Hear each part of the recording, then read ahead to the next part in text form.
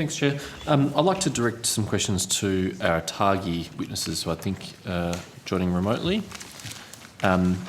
Given particularly that this inquiry was called on an urgent basis to consider the advice from ATAGI to the government about AstraZeneca. First, I want to understand what the risk is from dying after receiving AstraZeneca as a result of a blood clot. I'm happy to answer that. So I'm Chris Blythe, I'm the ATAGI co-chair. Thank you for the question. So the risk, as far as we can tell, of dying from the blood clot once it has occurred ranges from the Australian data, which looks like about 3 to 4%, up to where the initial estimates were from the UK data, which was about 20 to 25%. So that's of those who develop this syndrome, what is the risk of dying from that is of that order. Right, so the risk of death for someone who has a blood clot is 3 to 4%. What is the risk in the of... Australian yes, that's what the Australian data shows. We have, as of last week, 2 deaths from 60 TTS patients. Okay. What is the risk of having a blood clot as a result of receiving the AstraZeneca vaccine? Okay, so that varies by age, and our risks range from 3.1 cases per 100,000 doses in those under the age of 50, down to below 2 in older individuals, and importantly, based on last week's advice, 2.7 per 100,000 in those 50 to 59. Okay, so of the order of about 140,000 doses. So combining those two numbers, what is the risk someone faces from once they get the AstraZeneca vaccine of dying as a result? Of dying as a result of it. So we've had 2 deaths from 40 million doses, so from 4 million doses. So we're talking about 1 per 2 million doses, the risk of dying of a blood clot. Sorry, just repeat that. There was a slight interruption there. A 1 in... So we have had 2 confirmed deaths in AstraZeneca recipients from a blood clot. So of the order of 1 death per 2 million doses. How does that compare to risks elsewhere in our lives in society? 1 in 2 million sounds like a pretty remote risk of death. Sure, and it is a remote risk of death compared to other things. But I do think actually more needs to be considered than deaths. And importantly, more than deaths were considered in our advice of last week. A number of Australians have been harmed as a result of blood clots. And they are particularly occurring in younger individuals, and it's those harms that are actually, in my mind, as important as deaths. How many? So we've had 60 individuals across the program, and of those, a number of those individuals will have long-term complications as a result of these events. But how many of the 60?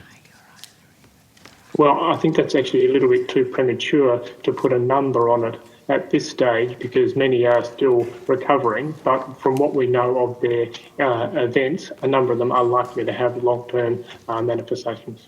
Okay, so worst case scenario, 60 out of 4 million. If we're specifically looking at TTS, yes, that's what the numbers look like at this stage. Importantly, those numbers will continue to be reviewed and will evolve over time. What's the risk of dying from COVID? It depends on how old you are. So clearly, the risk of dying from COVID increases with your age. So of the order, if you're over 70, the risk is between about 4 and 10%, depending on which data set you look at. Yep. But the risk for younger people is actually significantly lower than that. So for an older Australian who's contemplating whether to get vaccinated or not, and the risk that they might die from a blood clot from that, and the alternative of dying potentially from COVID, how do those risks compare? We believe in older individuals, it is clearly in favour of receiving an AstraZeneca vaccine, and that's why the advice is at the moment. We believe that the benefits for older Australians, particularly those over the age of 70, is vastly in favour of vaccination using the product we're talking about. Was any element of ATAGI's advice considering the lack of a widespread COVID outbreak in Australia? So you're able to give this advice to not get the AstraZeneca vaccine if you're a younger person because there isn't a widespread outbreak in Australia? I think advice has to be context specific, and clearly we're in a lucky position with limited transmission at the moment. It's clear in our advice that if that situation changes, clearly the risks and benefits change. And we'll need to evolve over time. Our advice is context specific based on one, what is the risk of getting disease, what is the risk of getting complications, and importantly, the supply constraints as well. So I won't ask you to answer a hypothetical, but just so I understand the decision-making process, had there been a widespread outbreak in Australia, as we've seen in other countries, that would have been a significant factor in the decision about to provide this advice? Absolutely. Yeah. So if I said I wouldn't ask you a hypothetical, and I almost did, I'll prevent myself from doing that. What happens, though? We have had leaks from hotel quarantine, regrettably. Some states have been more successful than others in preventing that and then preventing it from becoming more widespread. What happens if we do, God forbid, have an outbreak again in Australia of a larger scale, as we've seen elsewhere in the world? All the advice has said that Pfizer is the preferred vaccine for those under a certain age group, 50 prior to last week, 60 as of now.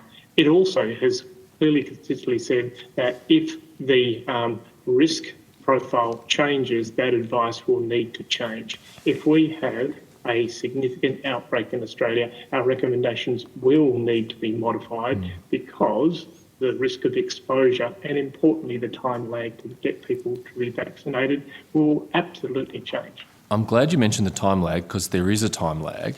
And there may well be people who choose not to be vaccinated now as a result of this advice, who may want to get vaccinated if there was an outbreak, but won't have the time to get vaccinated, at least fully, in the event of an outbreak.